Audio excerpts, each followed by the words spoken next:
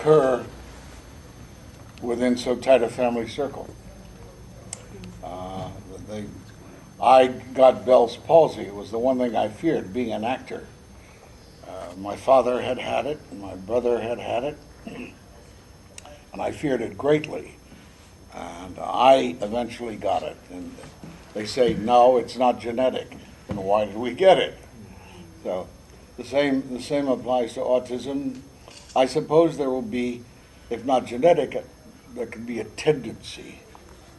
And I suppose my family fell heir to it. But it has been a tremendous eye-opening affliction. Some might even call it a blessing. I don't know. But I'm delighted that you're involved. Yeah, can you kind of tell us and the folks that are going to watch this documentary about the events leading up to your son's diagnosis? My son will be 23 in August. He's high functioning. He at present is involved in completing the 2-year program at Chapel Haven. You know of Chapel Haven? It's been of help to him.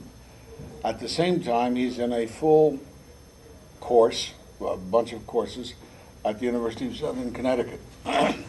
So he's doing well there. He plans to go into environmental science of some sort. Above all, he is consumed.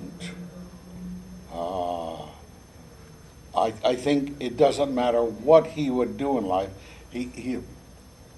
All he can think of is getting a job. Of course, you can say he's mainstream America now. So that's all he wants. And he's doing it because nobody will support him in the thought of getting a job. Rather, they wish him to get as much education as he can for the day that he does get a job. So he's fulfilling that purpose and doing it well, even though he's not happy about it.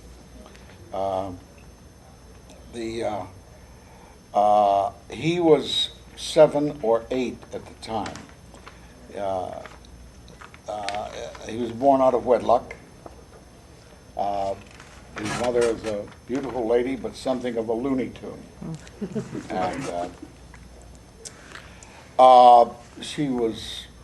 there was no discipline there, so it was hard to tell what was autism, if the thought did not even occur to me, but what was lack of restriction, lack of control. So at the age of 7 or 8, we were able to go and get him tested at UCLA. And Charlie, for one thing, liked to run. He was a runner. He loved trampolines. I would never have thought of autism, but after 2 weeks of testing in UCLA, which I never really subscribed to, they had judged him to be autistic. And from that point on, we had shadow teachers, and he now considers himself an autist. And he is willing to listen to the prescriptions that come his way in terms. He's become much more of an adult in the past year. And I would say that I think that if there's one signal thing about autism, there's a delayed maturity that we find, so that at 22, I would say that he's perhaps at 18, and I suppose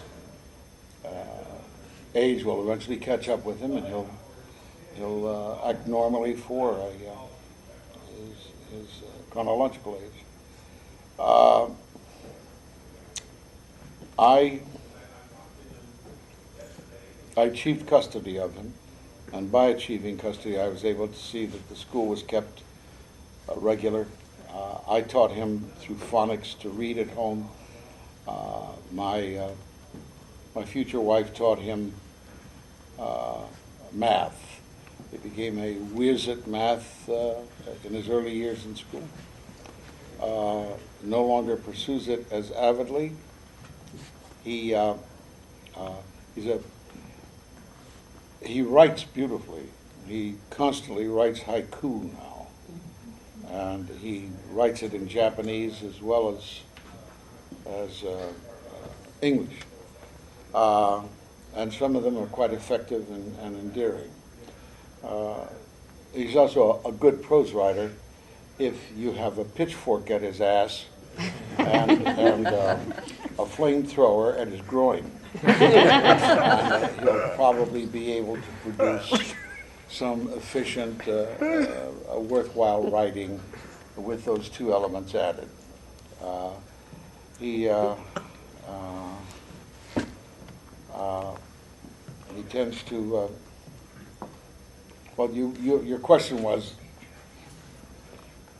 when we espied the fact, and my fiance noted the straight. The clue that led us to him when we were seeking full custody, when I was, that one psychologist,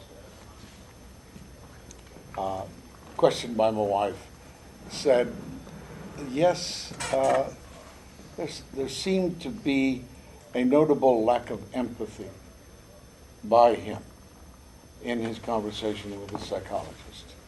And that then triggered us on to going to UCLA and getting it. He entered the public school near where I live, and they were totally unprepared to accept any child with a deviation.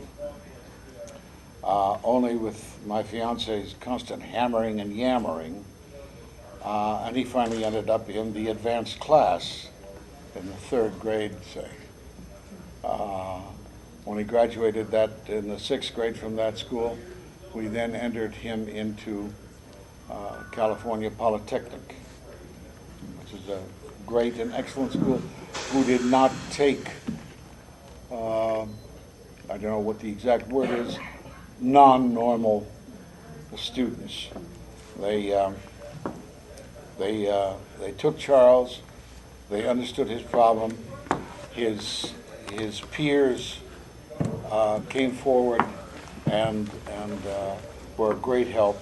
And there was 3 beautiful years of learning in a beautiful fashion. It was decided by all who surrounded him. He had a shadow teacher even there. It was decided by all who surrounded him that high school would not be the Cal Poly High, it would be too tough for him. So we put him into the help school in Los Angeles, and were grievously disappointed. He arrived too late to really learn the basic fundamentals of what the other students had learned at HELP, but the academics sucked so badly that it was a tremendous careening down from what he had experienced at Cal Poly.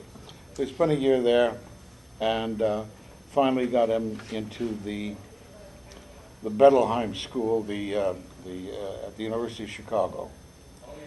And he thrived there for about 3 years. Also took courses from time to time at the lab school, and eventually took a course or 2 at Roosevelt College. From there, he went to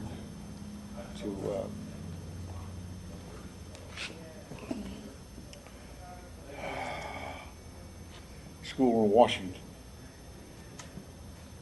outside of Spokane. Very good school, but totally wrong for him. Totally wrong, because it was totally unlicensed, totally laissez-faire, and that's not what he needed.